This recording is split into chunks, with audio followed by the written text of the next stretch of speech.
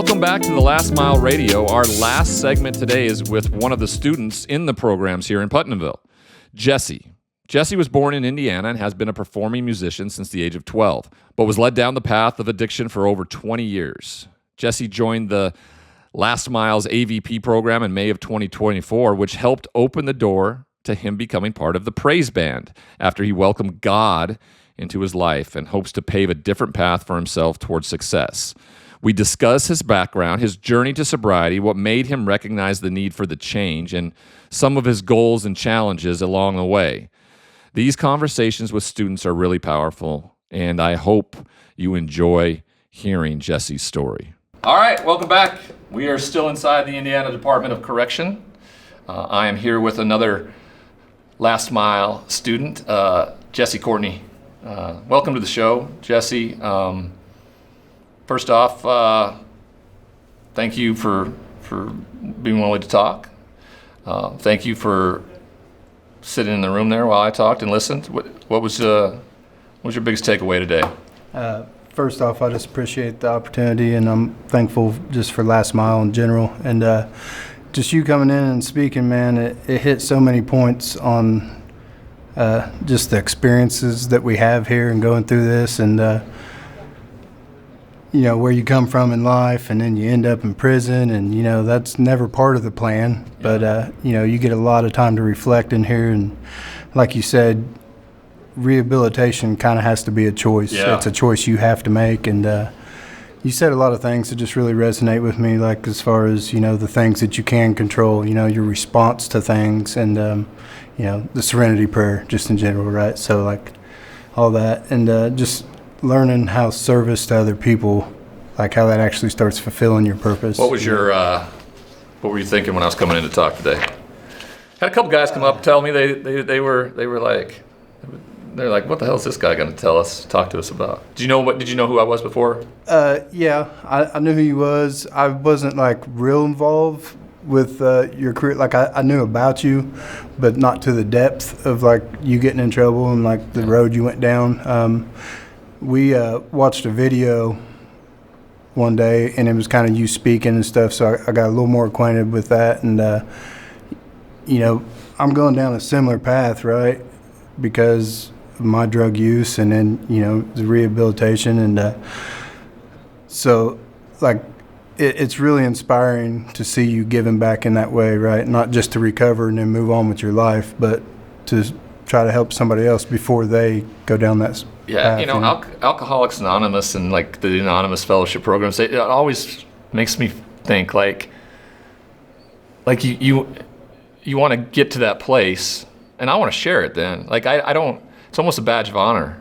Oh yeah. Like I'm okay that that I'm a drug addict. That's, it's probably the strongest thing I've ever done. It really is probably the strongest thing I've ever done is to be a sober person.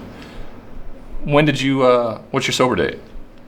February 7th, 2022 is the day I got arrested, you know what I mean? So it's easy to remember that. It is easy to remember. Mine's April 1st, 2012. It's like, I remember when they let me out of prison, I was like, this was the most elaborate April Fool's joke I've ever been a part of. Oh, yeah. So every April 1st is my date, and it's an easy one to remember. So one I chose because I got arrested March 30th, and then I don't remember the 31st. So yeah. I go, let's go April 1st. It seems like the right time. Good for you. Coming up on 3 years here now, brother. Yeah. Yep. Good for you. And for people out there that just assume it's easy for somebody who's in prison to not use. Oh, I could use every day. Every day, right? Every day if I wanted. And people don't understand that. There's a real conscious choice. In fact, it's a place where there's a lot of despair. You feel like that's the best. This is the best place for me to be able to do this, Mm-hmm. But you chose a different path, and I liked your point there. You talked about like when you are in prison, it is a choice on whether you want to recover, if you want to be rehabilitated. Speak to what led you to that choice. Well, I've been in and out of trouble since I was, my first time getting arrested. I was 17 years old. All mine was always drinking, driving, or just drunk in public, or possession of marijuana, or drugs. And So I'd been in and out of, AA and the different IOPs and all these. And, when you first start going, you're court ordered. It's like you're hearing the message, but it's like, I'm just here because I have to be here. Well, then about the third or fourth time you're court ordered, you're like, well, maybe I should start listening. Well, then you start realizing, some of this some seeds have been planted, and then at some point in my life, I realized, hey, I'm kind of living this stuff out, and I didn't even realize it. And then you really put the effort into it, right? And you go through the steps or whatever it is. And for me, that's what it was. So it kind of becomes a lifestyle. And I'd been arrested. I've been to prison about 10 years ago. And then, I thought I beat the odds. I was like, I've been out 10 years, and then the case I'm here on happened. But just getting back to who I want to be, or figuring out who I am even, you know what I mean? And just all the lessons I've learned all them years, right? I knew I could sit here and just sit here, right? And either become a worse person, a better criminal, whatever you want to call it, and choose the people that you communicate with and the things that you try to pick up and learn, or I could focus on some things that are going to better my life. I'm a father, so I got to better myself to be better for them. Was that a hard decision? It wasn't a hard decision in the sense that I know that that's what needs to happen. But doing the work then is a different story. Putting the work in, just showing, like you said, 90% of success is showing up, right? And that resonated so much. I had a small business out there doing lawn care and landscaping and things like that, but there were so many days, like I went through a bad depression even before I got incarcerated this time, and there were so many days I didn't even want to get up or get out of bed, and looking back on that, and it's like, man, you just got to show up. And it wasn't really a choice then because of the depression, so the mental health and all them things have become a big part of my life, and wanting to help people. I think God took me through all that so I can give back, right? Before I went through depression, it was like, oh, just get up, man. Come on, man. Like it's a choice. Stop using. It's not a choice. Why can't just you just quit stop? Using. Yeah. Because it's a disease. So the perspective that you're talking about, right? You go through things. Now I have a perspective on that, right? So now I can lift a hand out or a hand up, help pull somebody up. I can jump down in the hole with them and say, hey, man, I know how to build a ladder out of here. You know what I mean? And for me, it was Jesus Christ, man. I had an experience with God prior to being incarcerated. I was suicidal, strung out, wasn't around my kids. I was dealing with grief, but not properly. I had a bunch of people that died, people I was real close with, and I was just ready to give up. And my prior career, I was a musician for a long time, right? I've been on big stages, opening up for big bands. I got Ticketmaster tickets. I was on the radio. I was doing these things, right? I was right at the door of success, and not to your level, but so your story resonates a lot with me. And then when that's stripped away from you, right? Then all the shame, the guilt, and my identity was in my music, right? So all that's gone. All these people are dead. I'm not with my kids, and so I was ready to just give up, man. And I just cried out to God, and I was like, if you're real, now's, I don't know that I'm going to be here in 5 minutes. So if you're real, show up. And he did. And it literally, the presence of God showed up in the room that I was in, an abandoned house. It was wintertime, and, I didn't know where I was going to eat next. I didn't know, it just bad times. And literally it was like the lights dimmed and the power of God, like, you can't explain it if you never felt it. Right? I can explain it. He showed up, right? Same thing he manifested himself, right? And it literally dropped me to I was like, oh, he is real, right? So at that moment, I was like, oh, okay. I don't know how this works. I can't promise I'll stop using, stop cussing, stop being with women, however I've been. But I know I'm not going to be alone. But I know that I'll never deny you again, and that's where it started, right? I'd like to say that my life drastically changed that next day. It didn't, as far as my actions and stuff. Well, because you don't fully understand or realize that's what just happened. You've allowed that to be known in your mind now, but it still hasn't. My situation was My higher power just sent the sheriff's department to save me. Well, and that's, gotta be careful what we pray for, Right. you know what I mean? Yep. And so I woke up that next day and I was like, oh, life's okay. I just knew everything was going to be okay. And Regardless of that what. peace beyond all understanding. My circumstances didn't change. I was Yep. still homeless.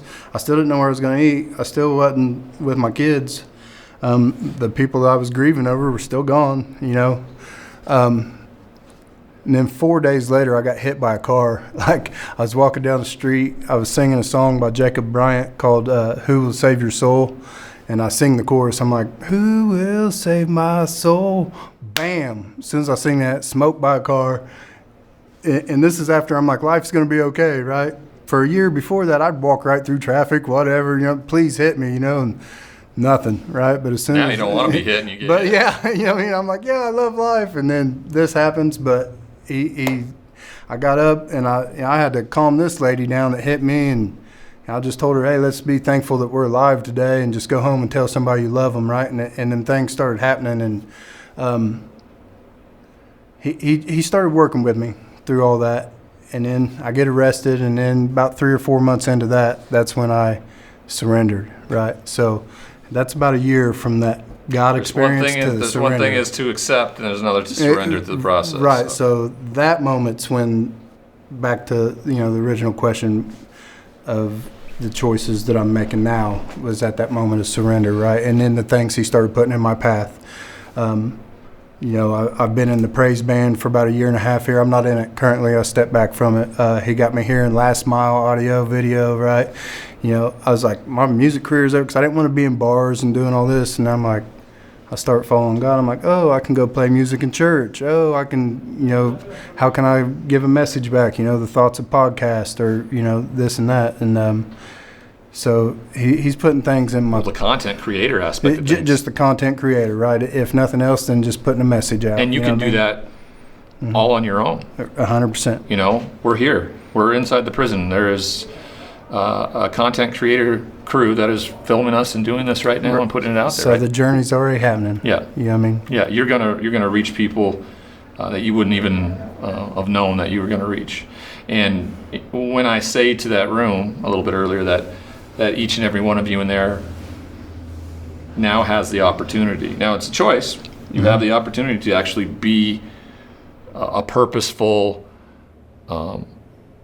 hand in saving someone else's life because of your journey. When you hear that, what's your first reaction? Well, it makes me excited for life, right? Like I said, there was... Do you believe that? Do I believe... Do you believe that, what I said, to each and every one of you guys know that your story... That it could reach some... Yeah, I believe that you can reach different people than I can reach, and that Ivan that was just hit, he can reach people like, we can all reach different people based on our experiences and their experiences. And so for that reason alone, it don't just take people that, may have the celebrity background that you've had. It might take somebody that's been homeless and their parents weren't never there, right? They're going to reach people that this person can't reach. So would it surprise you that for the last week or so that I've been learning more and more about you personally? I've listened to some of the things you talked about when Chris was here and stuff like that, and how much of an impact you've made on me. Well, when I talked to you briefly, and then you kind of mentioned something, I'm like, he's actually done a little bit of his homework or listened. So that triggered something, sparked something right there, and I'm like, oh, this guy actually cares. And then, when you talked about when you got out and you didn't know what you was going to do, but you just started going to the homeless shelter and just listening. When I was struggling at my lowest, man, just somebody that would listen to me for that day. By the end of it, I'd tell them, thank you. You don't know, you just saved my life today. You know what I mean? To feel seen. It would just get me through that day. And, especially somebody like you, just offering your time. There's nothing more important than time and people in this world. And so when you offer your time to be with people and spend quality time, right? Not just time, but quality time with people, it could change their life, right? It could literally send them on a whole different trajectory. The hope you place in people. And you got a couple bars you want to spit for me right here? You want to sing a little bit? Yeah, I'll do the same one I've kind of done. It's called Testimony. Okay. And I wrote this sitting in a jail cell, sitting in Madison County, facing 16 years in prison. Spend my life in a bottle, wondering who I am.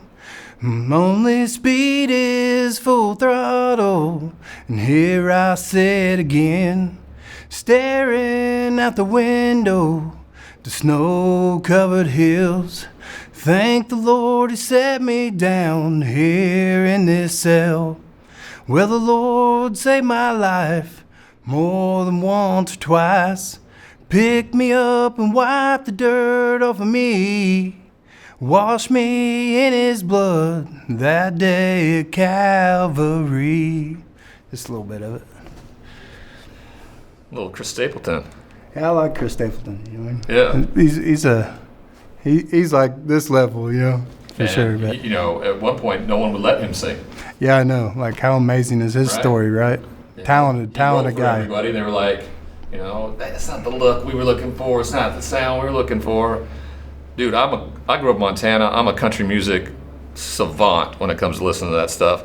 That dude is about as country music as you can get. That is Waylon Jennings. That is Actual country. That is actually Yeah. country. That is Hank Williams Jr. That's who that is. So you kind of remind me of that a little bit. So. Oh man, what an encouragement!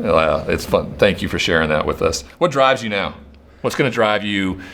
Do you have an idea of what it will look like when your out date's going to be?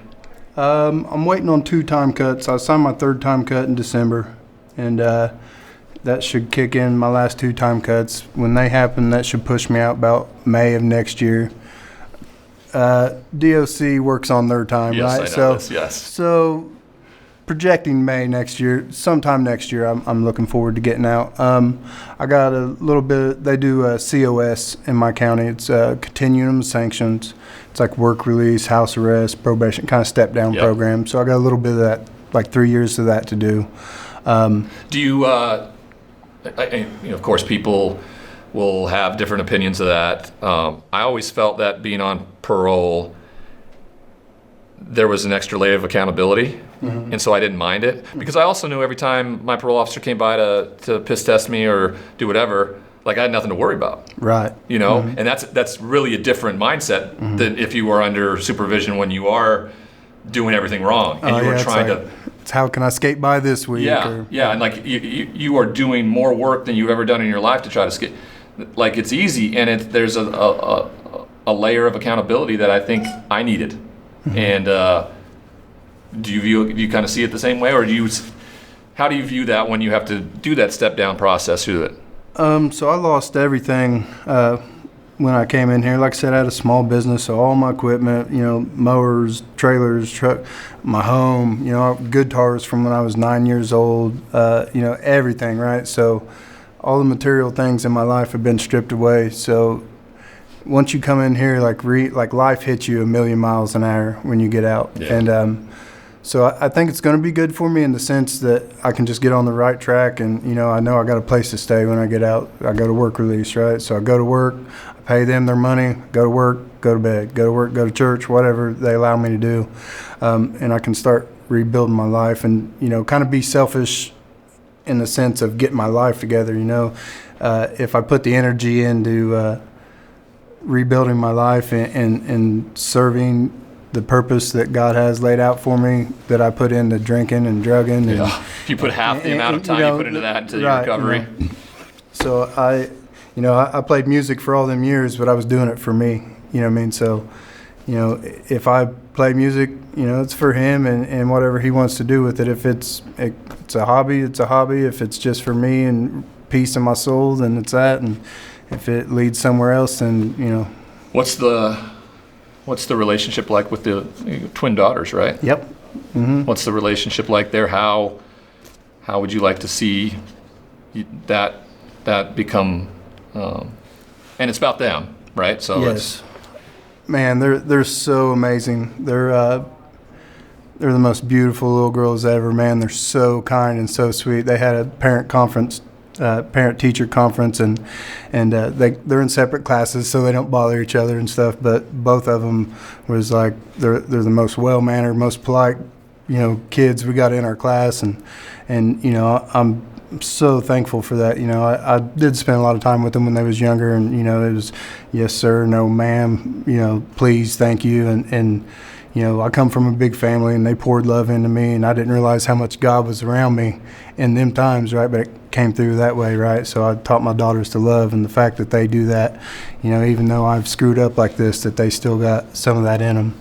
And then, so me and their mother, we're not together, but we have mended our relationship in a way that we can co-parent. I talk to her, I talk to the girls, and before I came, like that wasn't even, I thought, we would never be friends or anything like that. So for him to help me mend that relationship is just so huge, that we can actually get along. It makes such a difference. And just seeing them grow, and like I called them this morning, I was like, they're like, what are you doing today, Dad? And I'm like, well, that class I'm in, they're going to come in and interview me, and they're like, oh, that's so cool, and I'll try to. Now you can tell them you talked about them. Yeah. For sure, I'm going to let them know. And they'll be able to listen to it. Yeah, I'll tell them to check it out. Speaking of which, is there a favorite episode of TLM Radio that you that's maybe kind of been inspiring or helped you through some tough times? There were a couple different episodes. Kevin and Molly, they work for Last Mile, and they had I forget the numbers of the episodes specifically, but they had 2 different ones on there, and they came from being incarcerated and their journey, and then how they got out and they got a ministry and the things they do in Last Mile, and then Kevin's background and just being in recovery, and then he had a relapse, and just how transparent he was. That's the thing about it for me, right? The transparency around it, because hey, a guy I follow, his name is Dax Shepard. Uh-huh. So yeah. Dax, he lived, my wife and I lived in LA for years, and they lived right up on the hill above us and everything like that. But I didn't know him other than from afar. But he was really kind of an inspiration to me to get sober and to live a public, sober life. And then to hear him come forward and say, during the pandemic, I relapsed. And I remember thinking in that moment, I'm like, I don't know if I would have had the balls to be able to tell the world that I fucked up. Yeah, that's huge, right?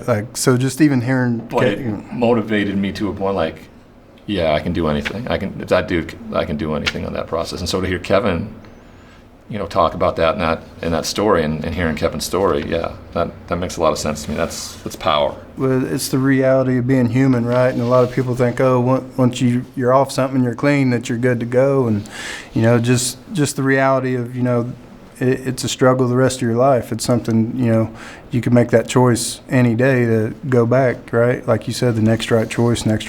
And just him saying that gives strength in that, hey, I got to keep my guard up, and not to get complacent and think that, hey, man, I got this whoop, and, just going about my business, because that's, as soon as you let your guard down, man, the world's ready to take you down, so. Is there, having been just as impacted for as long as you have, this is kind of a question sometimes we ask at the end. Mm-hmm. Is there something that you think that should be and needs to be changed when it comes to the reform aspect of the criminal justice system? And this goes from the county jails to the prisons. I believe or really would like to see an outside agency, right, that's not ran by the state, that was placed within the facility, right? So if I have a problem with the officer, if I have a problem going on here and I write a grievance, I'm writing to their boss or their, it's like telling the police that you had a problem with the police. Yeah. So it's you see what I'm saying? Or if there's a policy in place that, they're supposed to follow, I got to follow the policies, or I get written up, my time gets taken away, all this. They got a certain amount of time they're supposed to respond to me. Do they have to, they get to it whenever they might take 2 months to get to me, and they're really supposed to have 10 days. But is there any accountability for that? No. The health care and the justice, do they don't have to respond in the way that it looks on paper, right? So Yep. if there was an outside agency that would be like a liaison for both of us, right? Them and us, not both ways, and that would help communicate and bridge that gap, right, and hold both sides accountable. I think that would do a lot just for the people that's in here, you know. Yeah, it's you need the the guardrails for every possible thing. The funny thing is when I was working working as a TA for the substance use counselor when I was in prison at the end there and everything like that, I got so kind of like flippant with this answer. Like anytime anybody ever wanted to complain about anything, I'd always be like, you know what my answer is to that? Don't go to prison. Right. Right? Yeah. Because it's the simplest way to look at like, Yeah. Shit ain't fair. Life ain't fair. Well, it's about how you deal with it. You're dealing with it in a healthy situation, healthy way. Still doesn't work out for you because of those deals. Thank you for spending some time with us today. Thank you for being who you are, man. I think it's special. I think you are an inspiration to me. You're going to be an inspiration to a ton of people who listen to this. And you're going to be a big inspiration to those two girls when you get out because you have hope and you have a purpose. And so, Jesse Courtney, thank you for being a part of it today. Ryan, I appreciate you. Brother. Thank you.